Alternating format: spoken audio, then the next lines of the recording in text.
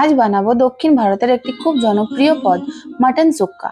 এটি তামিলনাড়ুর চেত্তিনাড় অঞ্চলের বিখ্যাত একটি পদ। মাটন সুক্কা বানানোর জন্য আমরা নিয়ে নিয়েছি 500 গ্রাম মাটন।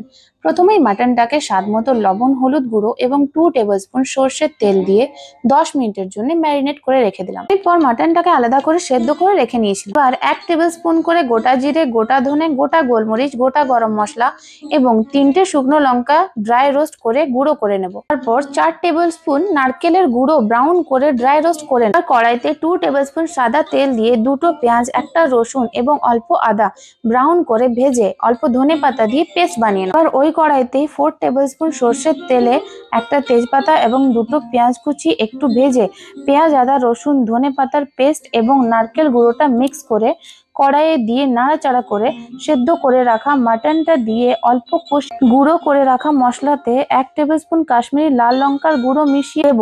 এবার 1 টেবিলস্পুন মিট মশলা দিয়ে একটু একটু করে আগের থেকে সেদ্ধ করে রাখা মাংসের জল দিয়ে কষতে থাকবো। কষা হয়ে গেলে সব জলটা দিয়ে 30 মিনিটের জন্য লো ফ্লেমে ঢাকা দিয়ে দেবো।